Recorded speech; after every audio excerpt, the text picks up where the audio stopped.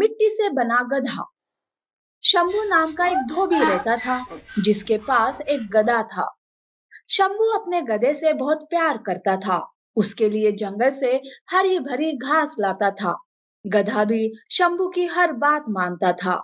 गधा खूब मेहनत करता था, जिससे शंभू अच्छे खासे पैसे कमाता था। शंभू अपने गधे को ढोलू कहकर बुलाता था, पर ये बात शंभू के पड़ोसी गिरिधर को बिल्कुल भी पसंद नहीं थी। गिरिधर के पास भी एक गधा था। गिरिधर अपने गधे का बिल्कुल भी ख्याल नहीं रखता था। वो ना तो उसे पेट भर घास डालता था और ना ही प्यार से देखता था। वो हमेशा उसे मारता रहता था और ऊपर से ढेर सारा काम। बेचारा गधा करे भी तो क्या करे, वो कमजोरी की वजह से ज्यादा काम कर नहीं पाता था। एक दिन गिरिधर शंभू से, अरे ओ शंभू, तू कितना किस्मत वाला है। तेरा गधा कितना काम करता है और एक मेरा गधा है जो एक नंबर का आलसी है। अरे गिरिधर भाई, ऐसी कोई बात नहीं है। आप भी अपने गधे का अच्छे से ख्याल रखो और उससे प्यार से पेश आओ। फिर देखो वो तुम्हारी बात कैसे मानता है। अरे तेरे कहने का मतलब क्या है कि मैं अपने गधे को तंग करता हूँ, उसे अच्छे से पेश नहीं आता? तेरी मजाल कैसे हुई मुझ पर ये इल्जाम लगाने की? गिरिधर भाई, तुम तो खामखा नाराज हो गए। वो मैं तो बस। अरे बस बहुत हो गया तेरा। यूं गिरिधर शंभू को खरी खोटी सुनाकर वहां से चला जाता है। शंभू गिरिधर की इस बर्ताव से उदास होता है। अगले दिन गिरिधर रास्ते से जा रहा था कि तभी उसकी नजर शंभू के गधे पर पड़ती है। उसे देख गिरिधर अपने मन में सोचता है, इस गधे को देख, शंभू कुछ ज्यादा ही नखरे दिखा रहा है। अगर ये गधा ही नहीं रहा तो कमबख्त की अकल ठिकाने आ जाएगी। मैं एक काम करता हूँ, मैं मौका देख के इसके गधे को मार डालता हूँ। ये सोचकर गिरिधर गधे को मारने का प्लान बनाता है। एक दिन शंभू को किसी काम से पास के गांव जाना पड़ता है। वो अपने गधे से कहता है, देखो ढोलू, मैं थोड़ा काम से गांव पास के गांव जा रहा हूँ। शाम तक वापस आ जाऊंगा। तुम अपना ख्याल रखना। ये कहकर शंभू वहां से चला जाता है कि तभी पास में खड़ा गिरिधर शंभू की सारी बात सुन लेता है और मन ही मन सोचता है।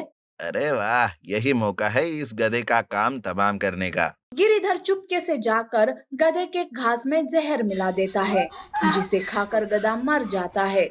जब शंभू शाम को वापस घर आता है, तो वो गधे को यूं मरा पड़ा देखकर एकदम से टूट जाता है और जोर जोर से रोने लगता है। अरे ढोलू, ये क्या हो गया? तुम कुछ बोलते क्यों नहीं? नहीं, मैं तुम्हारे बगैर अब कैसे जीऊं? गिरिधर फूट फूट कर रोने लगता है। आसपास के लोग उसे संभालने की बहुत कोशिश करते हैं, पर वो इतना टूट गया था कि कोई भी उसे संभाल नहीं पा रहा था।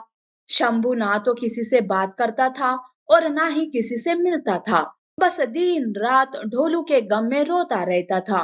एक दिन शंभू नदी के किनारे बैठे वहां पड़ी मिट्टी से ढोलू की मूर्ति बनाता है। वो उस मिट्टी के गधे को देख खुश हो जाता है और उसे लेकर घर आता है और उसे अपने कमरे में रख कर सो जाता है। रात को शंभू के सपने में ढोलू आता है और कहता है, शंभू मेरे दोस्त, ये क्या हालत बना ली है तुमने? मैं तुम्हें यूं उदास नहीं देख सकता। देखो, हर किसी को एक ना एक दिन जाना पड़ता है। मेरा वक्त आ गया, मैं चला गया। देखो, तुम्हें अपना ख्याल रखना होगा। और हाँ, जो मिट्टी की मूर्ति तुमने बनाई है वो एक जादुई गधा है। तुम उससे जो मांगोगे वो तुम्हें देगा। समझो कि वो मेरा दूसरा रूप है। ठीक है दोस्त, मैं चलता हूँ। अलविदा।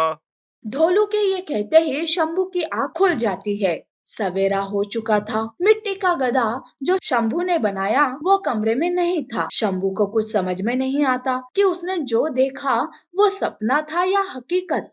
वो अपने कमरे से बाहर आता है तो देखता है कि मिट्टी का गधा असली गधे में बदल चुका था, जो हूबहू ढोलू जैसा दिख रहा था। ये देख शंभू चौंक जाता है और साथ ही साथ खुश भी। वो भागता हुआ जाकर गधे को गले लगा लेता है। शंभू बहुत खुश था। वो उस गधे से जो भी मांगता उसे मिल जाता था। वो गधे की मदद से दूसरे लोगों की भी मदद करने लगा। ये देख गिरिधर चौंक जाता है और अपने मन में सोचता है, अरे मैंने तो इसके गधे को मार दिया, अब ये गधा इसके पास कहाँ से आ गया? लगता है इसकी किस्मत कुछ ज्यादा ही अच्छी है।